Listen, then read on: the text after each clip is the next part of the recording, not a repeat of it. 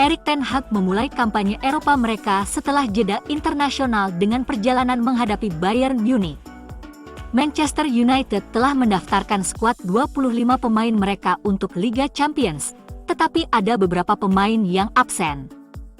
Pemain baru Sofyan Amrabat, Mason Mount dan Rasmus Højlund telah dimasukkan ke dalam grup seperti yang diharapkan, bersama dengan Jadon Sancho bahkan setelah perselisihannya di depan umum dengan Erik ten Hag mengenai penampilannya dalam latihan. Ada juga tempat untuk Jonny Evans dan Sergio Reguilon, serta Harry Maguire dan Scott McTominay meskipun keduanya sangat dikaitkan dengan kepindahan dari Old Trafford selama musim panas. Hanya Donny van de Beek yang tidak ada, mengingat sedang dalam tahap akhir kepindahan ke klub lain. Alejandro Garnacho belum masuk dalam skuad, dengan Kobbie Mainoo juga hilang dari daftar. Pasalnya, pemain U21 bisa terdaftar di daftar B, yang akan dikirimkan menjelang setiap pertandingan Liga Champions dan mencakup talenta lokal. Garnacho dan Mainoo termasuk di antara mereka yang akan masuk dalam daftar itu ketika United mengonfirmasi skuadnya sebelum pertandingan pembuka Grup A, perjalanan yang menakutkan untuk menghadapi Bayern Munich. Pasukan Erik ten Hag kemudian menghadapi Copenhagen dan Galatasaray, dan berharap tempat mereka di babak sistem gugur bisa dipastikan saat Bayern bertandang ke Old Trafford pada 12 Desember untuk pertandingan terakhir penyisihan grup. Garnacho diharapkan memainkan peran penting dalam kampanye United di Liga Champions, setelah menjadi starter dalam 2 pertandingan Liga Premier musim ini sebelum tampil mengesankan dari bangku cadangan melawan Arsenal. Pemain berusia 19 tahun itu tampaknya telah memenangkan pertandingan untuk United di London Utara, menahan keberaniannya untuk melewati Aaron Ramsdale di tahap akhir, tetapi gol tersebut dianulir oleh VAR, dan The Gunners kemudian mencetak 2 gol di tambahan waktu. Jadon Sancho adalah nama lain yang secara mengejutkan dikaitkan dengan kepindahan ke Saudi setelah perselisihannya dengan Erik ten Hag. Manchester United akan menangani masalah ini secara internal selama jeda internasional dan menyelesaikan masalah ini. Al-Ittihad dan Al-Shabab adalah 2 klub paling aktif.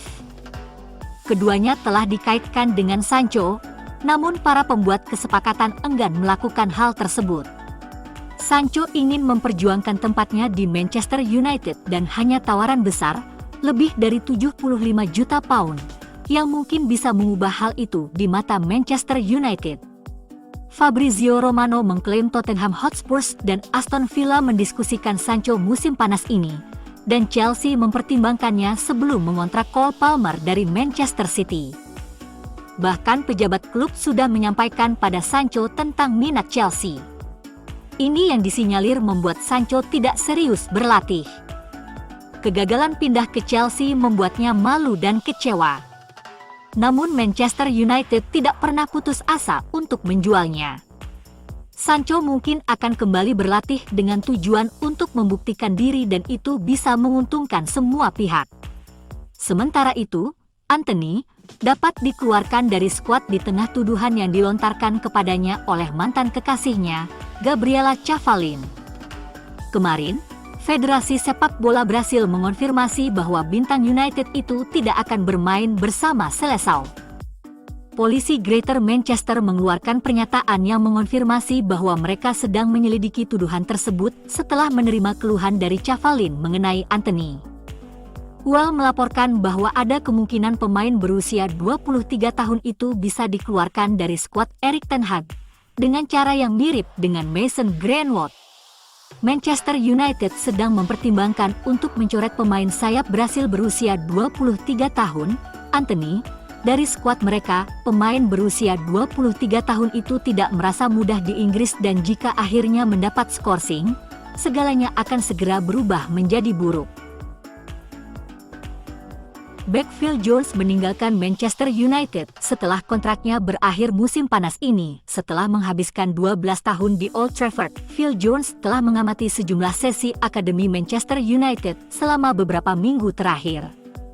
Ada kabar di media sosial pada Selasa sore bahwa Jones telah kembali melatih klub U18 Namun Manchester Evening News memahami bahwa dia hanya kembali ke Carrington untuk mengamati pelatihan akademi. Sumber telah mengonfirmasi bahwa saat ini tidak ada rencana bagi Jones untuk bergabung dengan tim U18 sebagai pelatih dan bek tengah tersebut juga terus mempertimbangkan langkah selanjutnya dalam karirnya. Sumber menggambarkan Jones mengamati pelatihan akademi sebagai kesempatan bagi para pemain muda untuk berinteraksi dengan seseorang yang memiliki banyak pengetahuan untuk diwariskan selama karirnya yang sukses. Pemain berusia 31 tahun itu menulis surat emosional kepada pendukung United ketika kepergiannya dikonfirmasi pada bulan Mei dan dia menggambarkan waktunya di Old Trafford sebagai mewujudkan impian di klub terbesar di dunia. Jones bergabung dengan United dari Blackburn Rovers pada tahun 2011 dan memenangkan Liga Premier pada tahun 2013. Bek tersebut membuat total 229 penampilan untuk United. Manchester United harus berusaha sekuat tenaga untuk mendapatkan Evan Ferguson dari Brighton. Pemain berusia 18 tahun ini mencetak hat-trick di Premier League pada akhir pekan, sebuah pencapaian yang luar biasa bagi siapapun, apalagi seseorang seusianya. Bos Brighton, Roberto De Zerbi, memberikan pujian yang tinggi untuk penyerangnya setelah pertandingan. Ferguson tampaknya menjadi striker muda paling menjanjikan di Liga Premier saat ini. Ada alasan mengapa dia mendapat nilai tinggi di Brighton dan itu karena dia akan menjadi pemain besar berikutnya.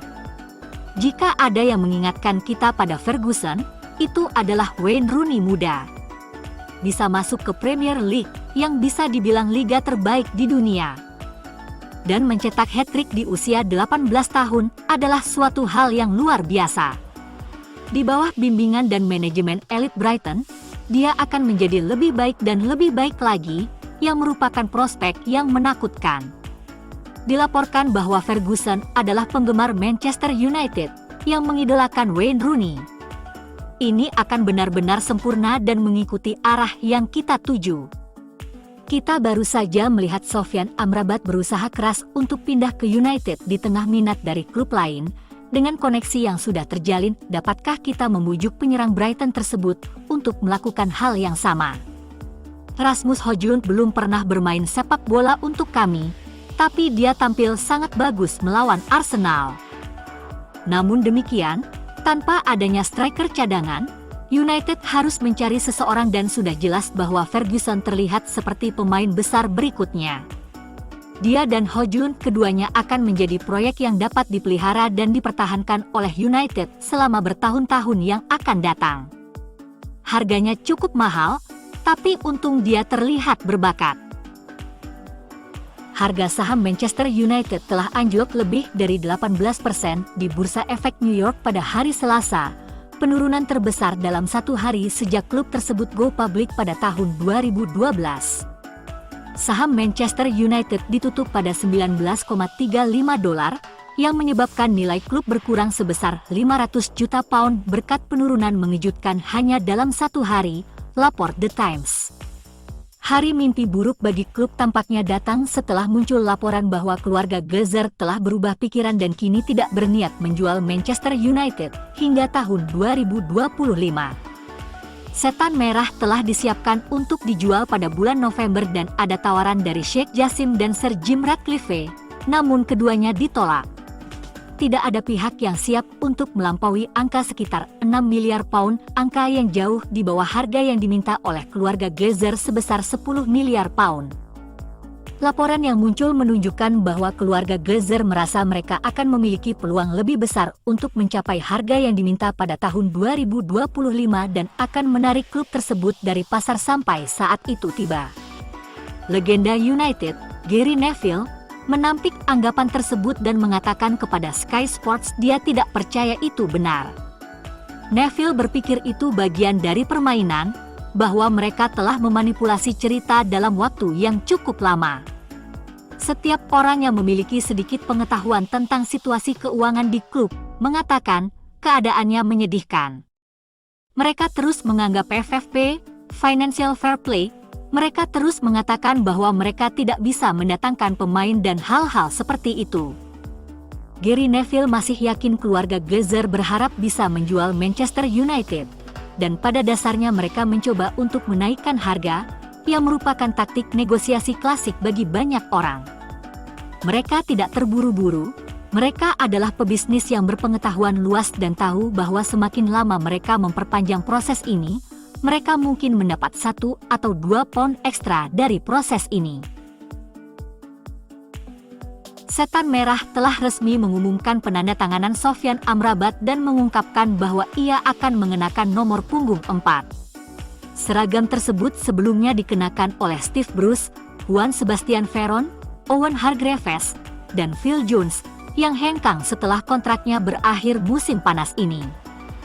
Pemain internasional Maroko ini dipinjamkan dari tim serianya setelah United setuju untuk membayar biaya pinjaman sebesar 8,6 juta pound, tetapi memiliki opsi untuk menjadikan kesepakatan itu permanen musim panas mendatang dengan tambahan 17,1 juta pound, dengan tambahan lebih lanjut senilai 4,2 juta pound. Casemiro, Mason Mount, Christian Eriksen dan Bruno Fernandes menawarkan kualitas unik kepada United. Namun, dengan pemain kuat asal Brazil, Casemiro menjadi pengecualian. Para pemain tersebut didominasi dengan pola pikir menyerang. Frenkie de Jong menjadi target khusus Ten Hag karena dia bisa melakukan banyak hal, seperti Amrabat. Casemiro dan de Jong mungkin menjadi impian Ten Hag di United, namun Casemiro dan Amrabat harus menjadi kenyataan. Namun, jika dia memenuhi janjinya, hal itu belum tentu menjadi penurunan peringkat bagi United dan Ten Hag, kabarnya, berusaha keras untuk mendapatkannya.